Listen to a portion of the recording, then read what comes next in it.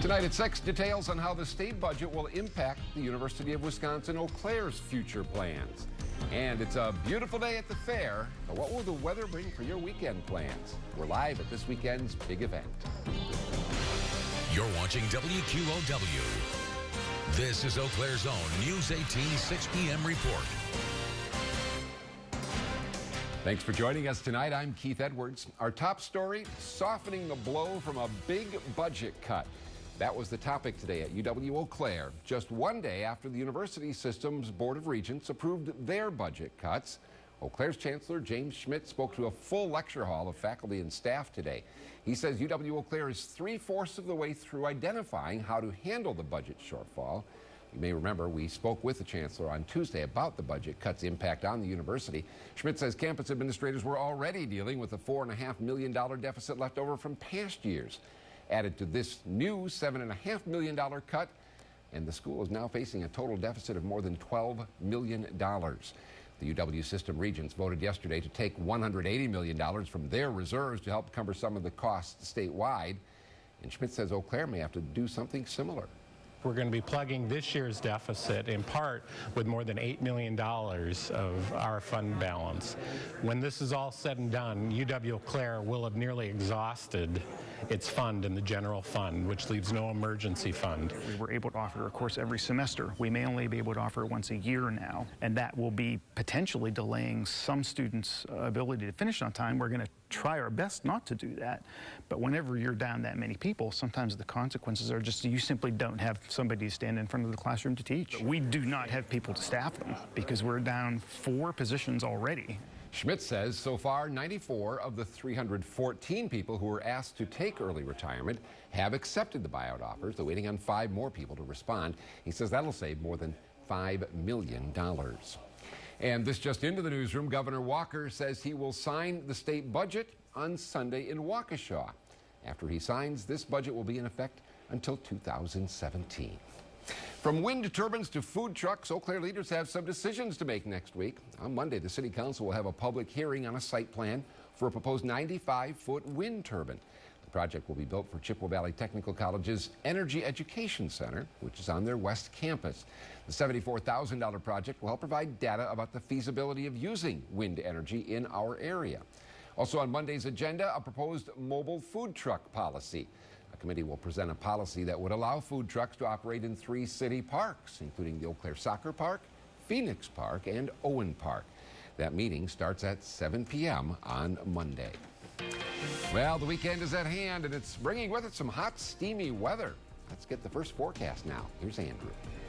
Well, thank you, Keith. And yeah, we're in store for a little bit of a warm and sticky weekend. But hey, it's July, and that's kind of the way it should be. Now, we saw a good amount of sunshine today. What we also saw is another layer of smoke overhead. That's kind of that gray we have draped over us here, depicted on our satellite and radar. Now, not many clouds out there, but again, you're going to notice that smoke as you go throughout the evening, something we've seen quite a bit of the last couple of weeks. Here's a look from our tower cam, and you can see some of the clouds we have, but then also kind of that kind of grayish behind there, and that's that layer of smoke that should, though, make for a nice sunset, which is later on this evening. 8:52 is our sunset here in Eau Claire. As for those current temperatures, 83 right now in Eau Claire, even 84 Independence, Osseo, Stanley, also as we get towards Cornell. So nice and warm out there for these evening hours. If you're heading out to the fair, great evening to do so. Going to be a lot of fun out there. 82 degrees at 7 by 10, still 73. So staying rather warm out there this evening and tonight. Now throughout this weekend, could be dealing with some rain. We're going to break that down in your full forecast later on.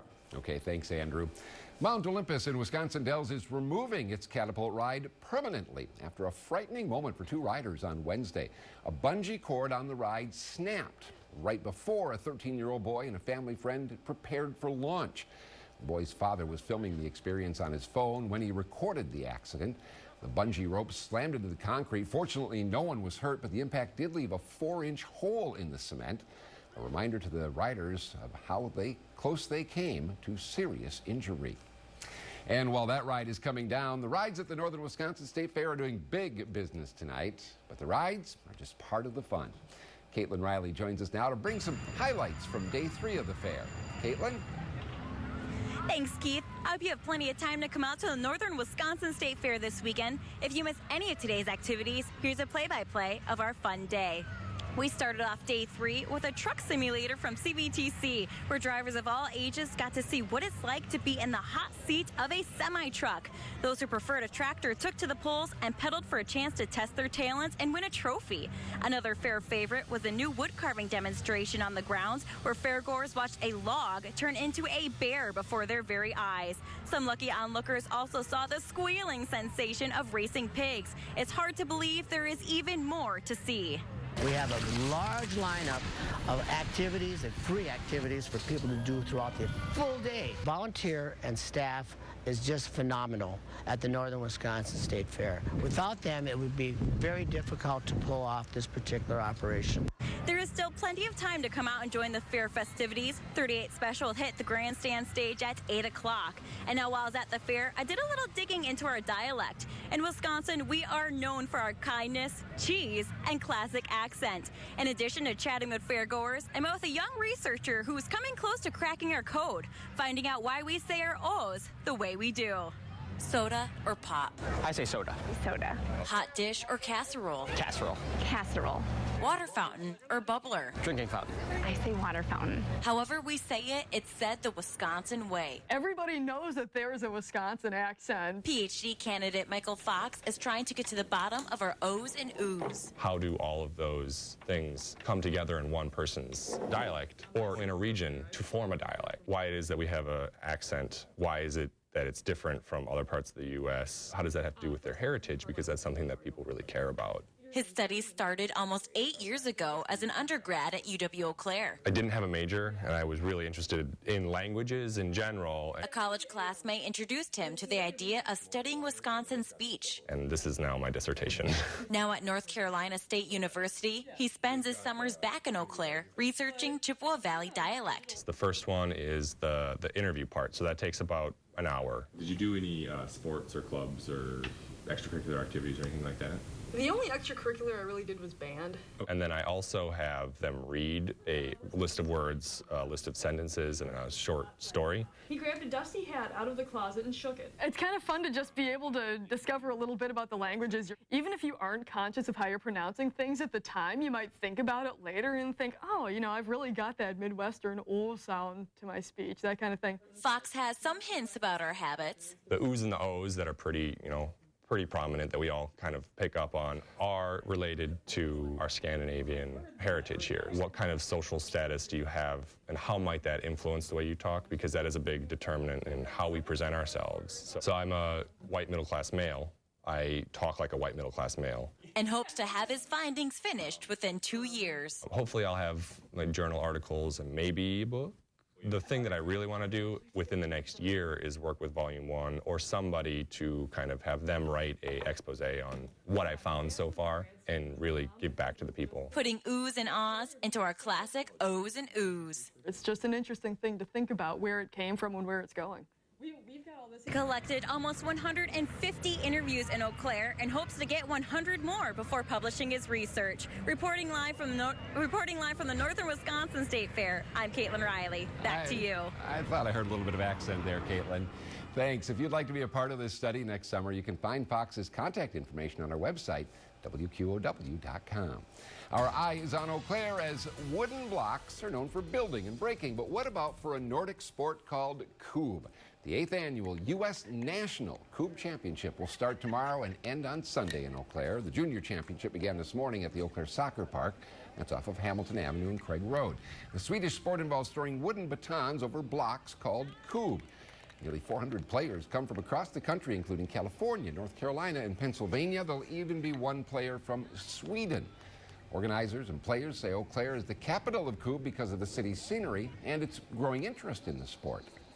I can see why many of my ancestors in Sweden emigrated to the U.S. and especially this part of the country, because it in many ways looks like parts of Sweden. It's a game for all skill levels, a game that boys and girls can compete on an even playing field. At the same time, somebody that's maybe 10 or 11 years old, they can compete against somebody that's older like me, and it's just a great game that brings people together. The championship runs through Sunday, and it is free for the public to watch. An area fire department is adding new flair to its fleet. Altoona Fire took delivery of its new fire truck yesterday. They say buying this demo fire truck saved the city and taxpayers a lot of money. The only catch, that's the old one. The new ones are red. The other 3 engines in the Altoona fleet are white. But the fire department explained on Facebook that painting the truck white would cost more than $10,000, and they'd rather use that money to buy equipment. By the way, this new truck, the red one there, cost the city more than $447,000. Coming up, Andrew will have a look at your weekend forecast. But first, what's in a name? One northwestern Wisconsin business is not getting a warm welcome from some residents in Polk County, and it's all because of the business's name. We've got details next.